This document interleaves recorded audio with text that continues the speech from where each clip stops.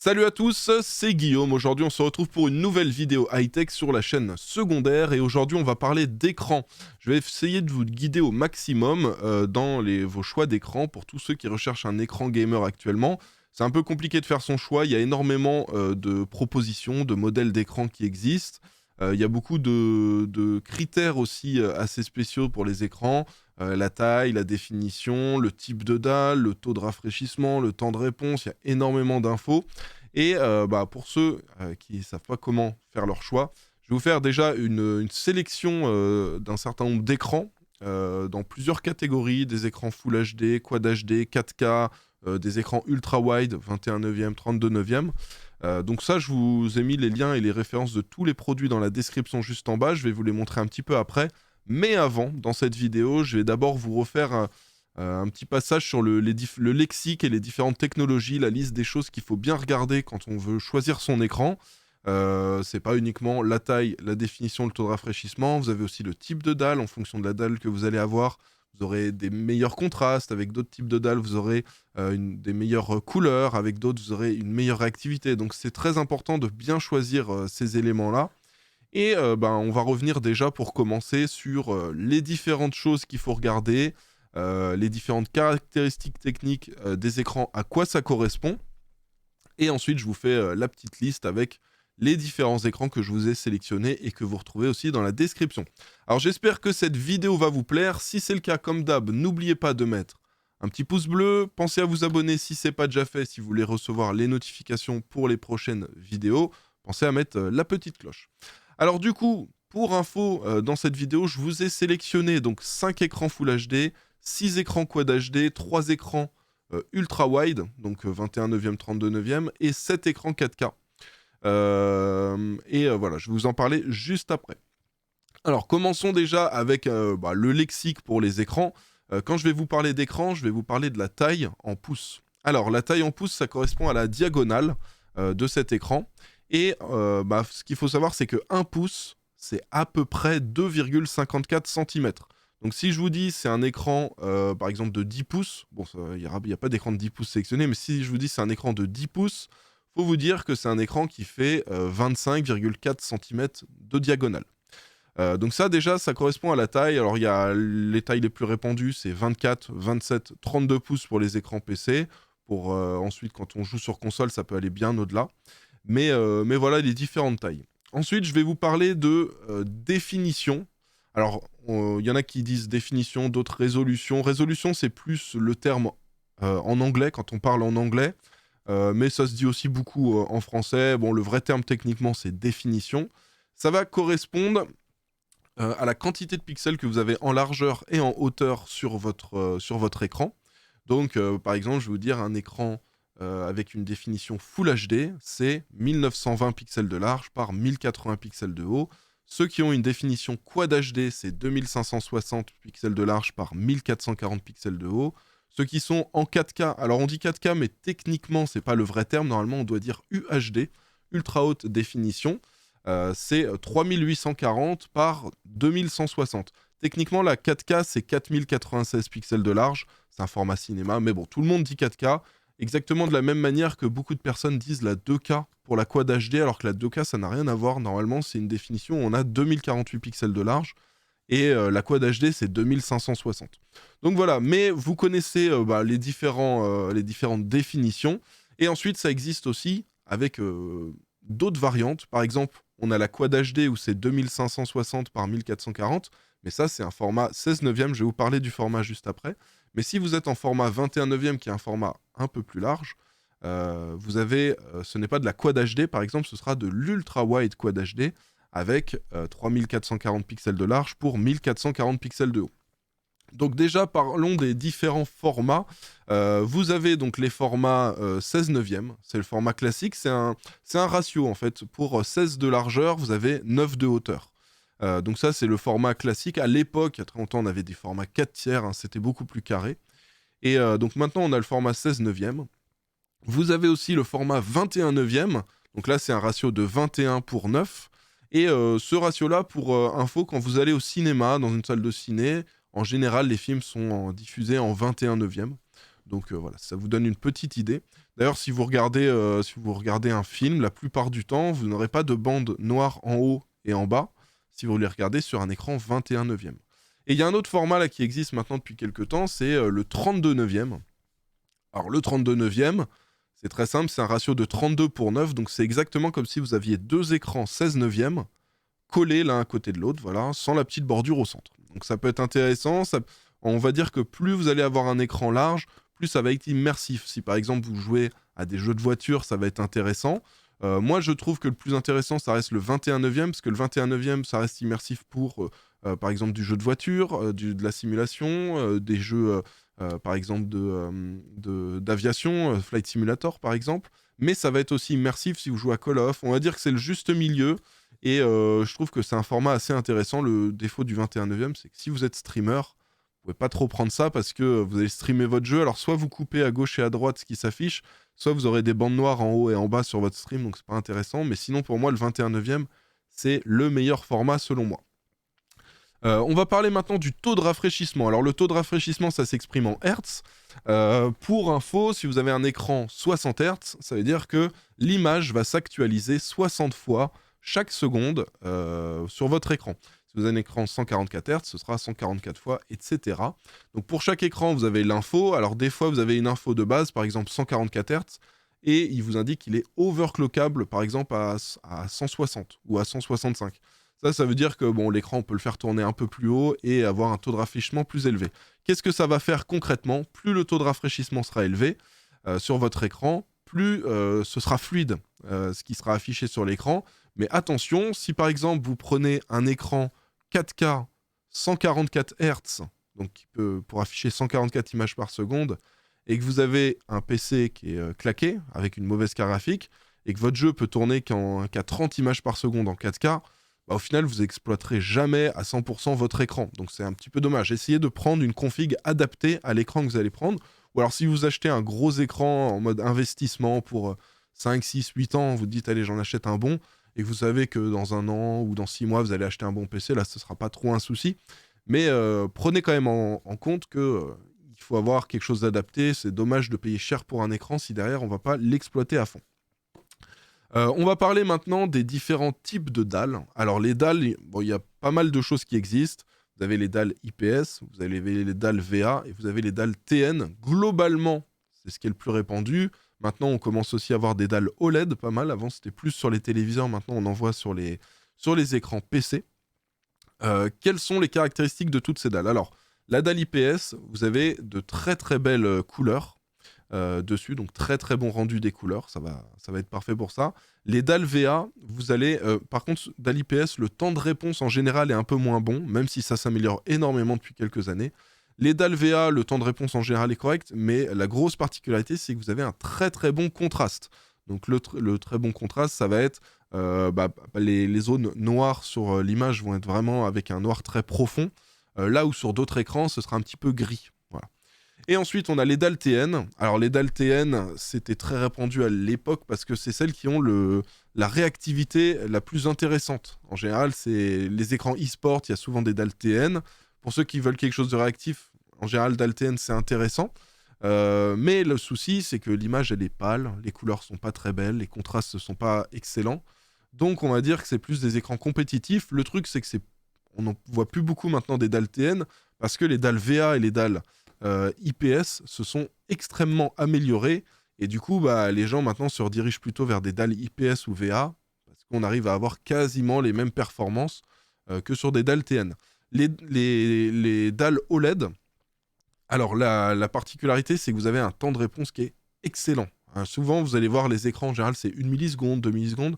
Les écrans OLED, vous allez voir du 0,03 millisecondes.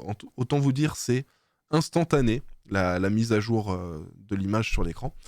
Et du coup, bon, ça, c'est ultra réactif. C'est aussi des dalles qui ont un contraste parfait, étant donné que c'est pas une dalle qui va être éclairée.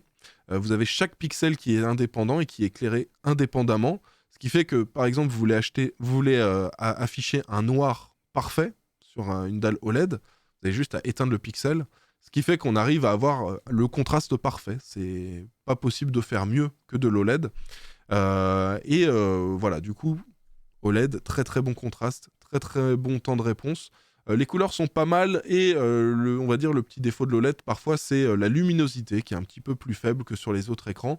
Par contre elle a quand même un défaut, l'OLED c'est cher. L'OLED ça coûte un gros budget, donc en général on voit plus de l'OLED sur des écrans haut de gamme, 4K 144 Hz, etc. Vous verrez, je vous ai sélectionné des écrans OLED et voilà, mais c'est très intéressant de jouer sur un écran OLED, surtout pour les joueurs compétitifs, ça leur permet d'avoir à la fois une excellente qualité d'image et aussi une réactivité parfaite.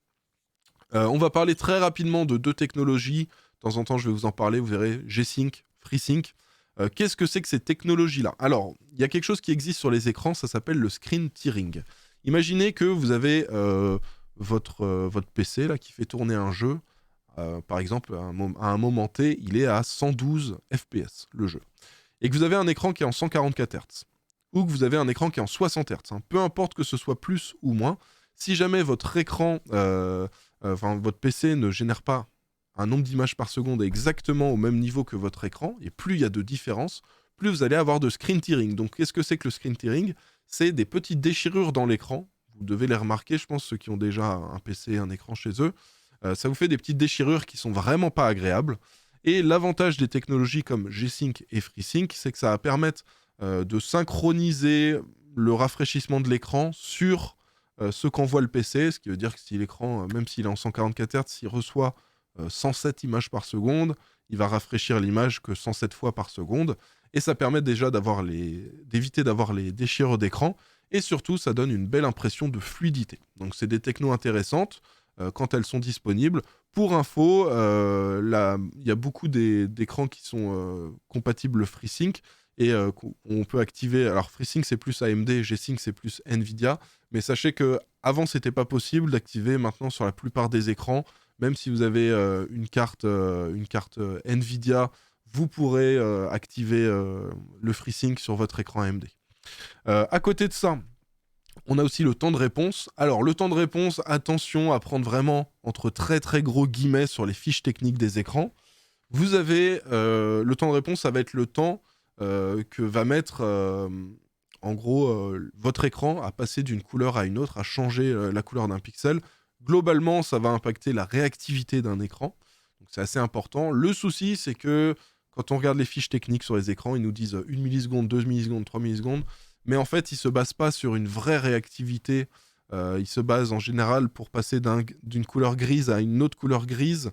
Et du coup, ils nous affichent 1 milliseconde, mais dans la réalité, avec un écran qui affiche 1 milliseconde, on va avoir 12 millisecondes en vrai de temps de réponse. Et avec un autre écran qui a 1 milliseconde affichée, ça se trouve, on va avoir 3 millisecondes en réel. Donc, le temps de réponse, ça ne veut pas dire grand-chose sur les fiches techniques, méfiez-vous. Et les écrans qui affichent le meilleur temps de réponse ne sont pas forcément les plus réactifs. Voilà. Je vous parlerai aussi du VESA sur certains écrans. Le VESA, c'est les fixations que vous avez à l'arrière. Ça, c'est intéressant si vous voulez fixer votre écran au mur ou si vous voulez prendre un bras custom que vous allez fixer au bureau. Ça, c'est intéressant. Vous avez du VESA 75, du VESA 100, du VESA 200. En général, c'est 100 sur les écrans. Certains écrans, c'est du 75. Et globalement, c'est le système de fixation avec les petites vis pour changer le bras de cet écran. Donc ça, si vous voyez ça sur les fiches techniques, sachez que si vous avez du VESA 100 ou du VESA 75, vous allez pouvoir prendre un bras custom, un bras articulé, etc. Dernière chose, c'est la courbure des écrans. Donc là, vous verrez, certains écrans, il y a écrit courbure 1000R, 1500R, 800R, etc. À quoi ça correspond en fait? Si vous avez, par exemple, un écran avec une courbure de 800R qui est affichée, c'est-à-dire que vous avez une courbure où cette courbure va correspondre à la courbure d'un cercle de diamètre de 800 mm, de rayon de 800 mm. Ce qui veut dire que si vous avez une courbure 1000R, ça va être la courbure d'un cercle d'un rayon de 1000 mm, donc 1 mètre. Ce qui fait qu'en gros, plus le chiffre va être bas, 800R, ça va être beaucoup plus incurvé que 1000R, qui sera aussi beaucoup plus incurvé que 1200, que 1500, que 2000, etc. Considérez que la courbure commence à être intéressante à partir de 1005, et c'est très très bien quand on est au niveau de 1000, mais ça dépend aussi, faut aussi prendre en compte la taille de l'écran. Donc pour du format par exemple 27 pouces, Si vous avez du 1500 Hz, c'est très bien. Si vous avez du 21 neuvième 34 pouces, du 1000 Hz, ce sera excellent. Donc voilà pour les différents termes techniques dont je voulais vous parler, les gars. On va enchaîner maintenant avec les différentes offres intéressantes qu'on a sur les écrans. Je vais vous montrer tout ça. Alors vous verrez, il y a certains écrans que j'ai déjà achetés. Du coup, je pourrais vous faire un retour personnel dessus. Sachez qu'il y a aussi certains écrans que je n'ai pas achetés, mais il y a des personnes que je connais qui les ont achetés. Je pense notamment à un écran que GQ a acheté il y a quelques temps et sur lequel il m'a fait un retour, donc je sais que l'écran il est bon, etc. Donc voilà, et sinon je me base aussi sur pas mal de tests qui sont faits sur un site qui s'appelle Airthings, donc ça s'écrit RTINGS, et ça en fait c'est une presse spécialisée, ils ont aussi une chaîne YouTube, et eux ils font que ça, ils font que des tests d'écran, ils ont tout le matos, toutes les sondes pour bien tester, et voilà, il y a des écrans que j'ai pas forcément eu entre les mains, et je me base sur les tests que eux font qui sont ultra pro, pour vous dire, cet écran, je sais voilà, qu'il est bien. Du coup, on est parti, je vous montre ça tout de suite. Let's go. Alors, on commence avec les écrans en Full HD. Donc, 1920 par 1080 en format 16 neuvième. Donc, pour cela, je vous en ai sélectionné 5. Donc, on a déjà... alors ça, c'est l'entrée de gamme, l'ultra entrée de gamme. Ça va être pour ceux qui ont vraiment un budget extrêmement petit. Ça, c'est plus un écran que je verrai en écran secondaire. Mais je sais que parmi vous, il y en a, ils ont des tout petits budgets. Ils peuvent mettre, je sais pas, 700 € dans le PC plus l'écran. Vous n'allez pas pouvoir prendre un écran à 300 balles. Du coup, pour ceux qui ont vraiment un très très très petit budget, vous pouvez partir là-dessus. L'écran Core UI GQ, celui-ci, il l'a testé. Full HD, d'Alvea, 75 Hz, donc c'est pas ultra fluide, on va dire que c'est vraiment la base. Dites-vous que ça va être un écran qui fera l'affaire au début, et une fois que vous allez pouvoir ensuite investir dans un nouvel écran gamer qui sera mieux dans un second temps, peut-être 1 ou 2 ans après, celui-ci, vous pourrez le garder en tant qu'écran secondaire. Par exemple, vous êtes en train de jouer, vous pouvez vous mettre une petite vidéo YouTube de ma chaîne YouTube, bien sûr, sur l'écran secondaire. Donc ça, c'est vraiment la base de la base, 89 €. Ceux qui ont un peu plus de budget, vous voyez, il y a celui-ci, le Core UI en 24 pouces Full HD d'Alvea et 144 Hz. Celui-ci aussi, GQ l'a reçu. Voilà, vous avez le G-Sync, le FreeSync, vous avez toutes les connectiques. Vous pouvez même le mettre en 165 Hz. Et alors, DCI-P3 85%, je vous en ai pas parlé au début, mais ça va être la manière dont l'écran va pouvoir retranscrire le plus de couleurs possible. Donc plus ça va être élevé, mieux ce sera. Vous verrez qu'après, je vous ai sélectionné des écrans. Au niveau du DCI-P3, ils sont à 85%, etc. Donc celui-ci, ce sera une très très bonne base pour de la 1080p avec un taux de rafraîchissement intéressant. Dans le même style et au même budget, vous avez le BenQ Mobius. Donc à vous de voir, hein, vous regarderez dans les liens qu'il y a dans la description, lequel des deux est le moins cher, parce que des fois, je sais que le BenQ il est en promo, je sais que le Core UI, on l'a déjà vu à 120 €. Alors 120 €, c'était trop intéressant. D'ailleurs, c'était en novembre, regardez, je l'avais acheté à ce moment-là, le 18 novembre. Donc parfois, il y a des petites promos. Alors regardez, je vous remontre aussi, là, vous voyez sur cette image les 4 petits points à l'arrière. Ça, c'est le VESA. C'est ce qui va vous permettre de fixer votre écran sur un bras custom, voilà, si vous avez envie. L'écran suivant, alors c'est un Samsung Odyssey G3, celui-ci aussi excellent écran, en 144 Hz Full HD, il est aussi FreeSync, et là en plus en ce moment vous avez une petite offre de remboursement, donc pour ceux que ça intéresse, restez bien à l'affût des offres de remboursement, il y en a souvent avec Samsung, et là pour le coup vous voyez, ça vous permet de l'avoir à 134 €, donc vraiment vous avez un excellent écran pour ce prix-là. Et enfin, le 5e écran pour une définition Full HD, donc 1920 par 1080. C'est un écran de chez AOC. Alors celui-ci, il est 240 Hz. Donc ça va être... je vais forcément le recommander aux joueurs haut niveau, les joueurs compétitifs, ceux qui jouent à Apex, Counter-Strike, Fortnite, voilà tout ça. Ça va être le top. Le temps de réponse, bon, qu'on voit qu'il nous est affiché, c'est 0,5 millisecondes. Comme je vous l'ai dit, ça ne veut pas dire grand-chose, mais celui-ci est quand même excellent en temps de réponse, et celui-ci a une courbure 1500 R, donc voilà, vous avez une belle immersion aussi en jeu quand vous allez jouer. À côté de ça, on passe maintenant aux écrans Quad HD. Donc là, juste avant, on était en 1920 par 1080. Là, cette fois-ci, on est en 2560 par 1440 pixels de haut. Et on commence avec un écran de chez Corui, hein, encore. Eux, ils sont arrivés il n'y a pas longtemps dans le game des écrans, mais ils font vraiment des excellents écrans. Donc là, on est sur un écran 27 pouces. Pour de la Quad HD, je vous recommande au moins du 27 pouces. Vous pouvez aller jusqu'au 32, mais vous verrez un petit peu les pixels. Mais pour moi, 27 pouces, c'est la meilleure taille pour un écran Quad HD. Là où le 24 pouces est, selon moi, la meilleure taille pour de la Full HD. Donc là, en gros, cet écran est très similaire à l'écran que je vous ai montré avant de Corui, qui était en 24 pouces Full HD, 144 Hz. Là, on a à peu près l'équivalent, sauf que c'est 27 pouces Quad HD, 144 Hz, mais en termes de dalle, c'est la même chose. Vous voyez, même au niveau du DCI-P3, on est pareil à 85%. L'avantage de cet écran, c'est que ça va vous permettre de jouer en Quad HD avec un taux de rafraîchissement élevé pour 210 €. C'est très compliqué d'avoir ça. Je précise aussi que toutes les sélections que je vous ai faites, ça ne prend pas en compte des éventuelles promotions. Ça se trouve, vous avez certains écrans que je vous ai pas mis là dans le guide, parce qu'en général, ils sont chers. Mais des fois, ils seront en promo, donc ils pourront être plus intéressants que certains écrans ici. Dans tous les cas, pour les promotions, vous le savez, tous les mercredis 18 h sur cette chaîne, vous avez tous les bons plans de la semaine et à chaque fois, je vous sélectionne des écrans à des prix intéressants. Donc clairement, celui-ci, ça va être l'écran parfait pour ceux qui ont un petit budget mais qui veulent quand même de la Quad HD 144 Hz, qui ont une config qui permet de faire tourner ça. Pour info, avec Nvidia, à partir de la 3060 Ti ou chez AMD, à partir de la RX 6700, vous allez pouvoir faire tourner les jeux bien comme il faut en Quad HD. Donc ça va être un écran qui va être intéressant. À côté de ça, on a un peu l'évolution du G3 que je vous ai mis en Full HD. Là, c'est le G5 en Quad HD. 27 pouces, Quad HD 144 Hz, compatible FreeSync. Et vous avez une courbure 1000 R aussi, donc une belle courbure. Hein. Là, pour le coup, ce sera bien immersif. Et ça va être intéressant pour du format 16/9. Ceux qui veulent aller encore plus loin, alors celui-ci, il est vraiment excellent. Le souci, c'est qu'il n'est pas souvent en promo et il est positionné un tout petit peu plus cher que la concurrence, vous voyez. Mais je l'ai quand même intégré parce qu'il est vraiment ultra intéressant. Là, clairement, on est sur un écran compétitif, côté Asus. Il est compatible FreeSync, il est compatible G-Sync, Nvidia donc.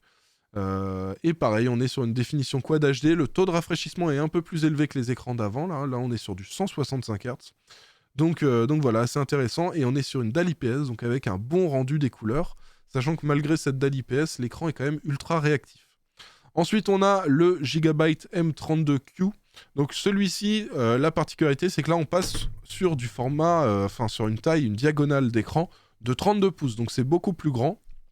Enfin, beaucoup plus grand. C'est un peu plus grand, c'est la taille au-dessus. Je sais qu'il y en a qui recherchent justement des écrans en Quad HD. L'avantage de celui-ci, c'est qu'on est sur du 32 pouces Quad HD, 240 Hz. Donc là, vous avez à la fois le taux de rafraîchissement élevé, la grande dalle, et la définition en Quad HD. Donc voilà, assez intéressant pour 430 €. Ensuite, on passe sur un écran. Alors celui-ci, la grosse différence avec les écrans d'au-dessus, vous voyez que le prix continue d'augmenter. On est à 477 €. Là, pour 477 €, vous le voyez direct, ça va être le rendu des couleurs qui va être excellent. Alors celui-ci, je peux vous en faire un retour parce que vous voyez ce que j'ai en dessous des... Enfin, que j'ai devant mes yeux là actuellement quand je fais cette vidéo. C'est une autre version de cet écran. C'est une version qui est avec le HDR un petit peu différent, mais globalement on peut dire que j'ai cet écran là devant les yeux en ce moment. Et l'avantage de cet écran, c'est qu'il va être excellent à la fois pour jouer et il va être aussi excellent pour travailler. Le rendu des couleurs va être excellent. La dalle Nano IPS, c'est une évolution des dalles IPS, mais on reste sur de la technologie IPS.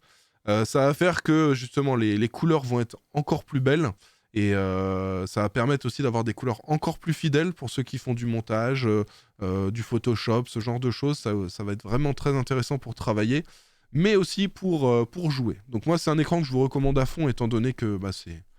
Bon, alors ça, c'est une petite évolution de celui que j'ai en face des yeux. Moi, j'ai la version HDR10 et celui-ci, c'est le HDR400. Mais les deux modèles sont excellents.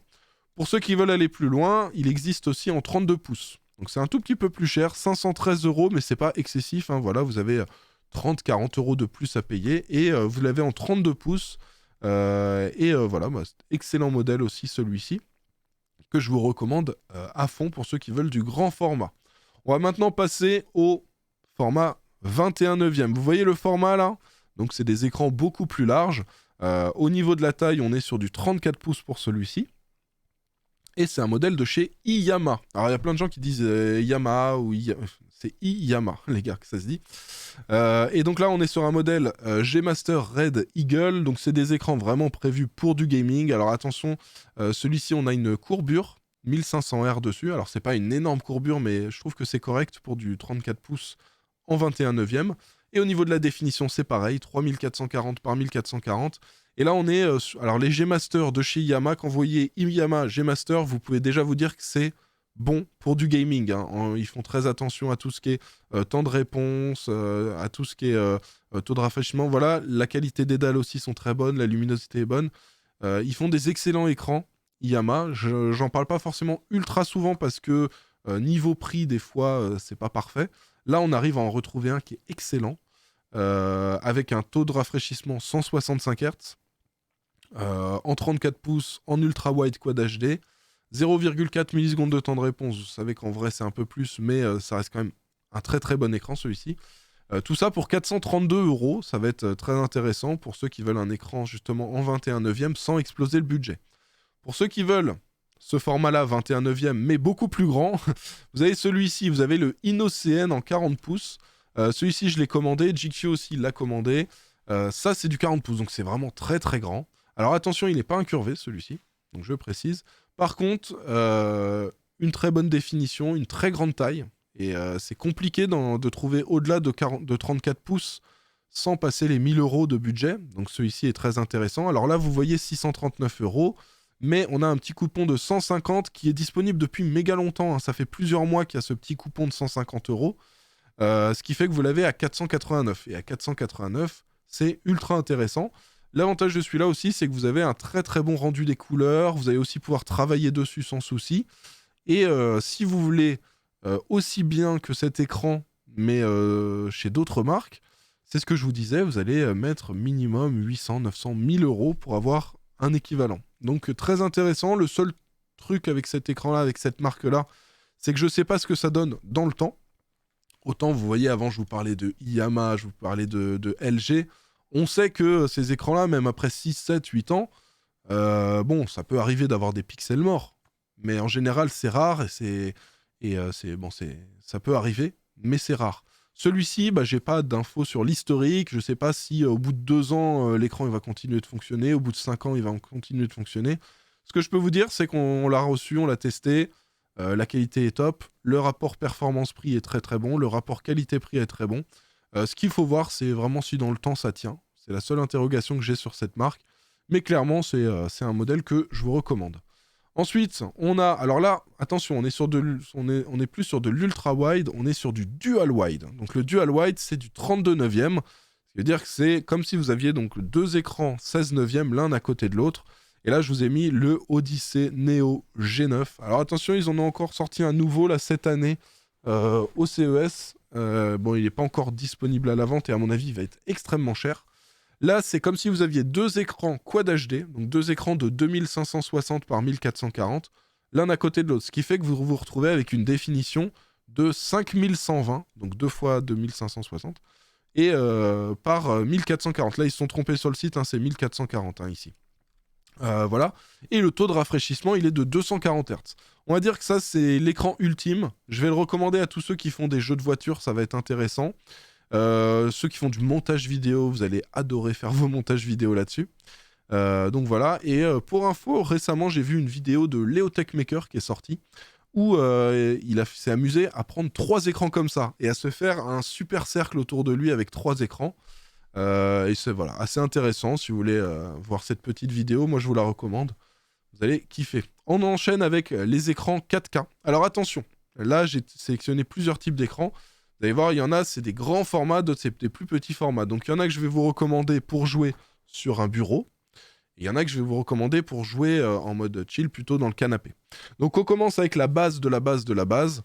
Ça je vais le recommander. Alors, pas forcément pour jouer sur PC, je pense que ce sera plus intéressant de jouer en Quad HD 144 Hz qu'en 4K 60. Là, c'est un écran 4K 60.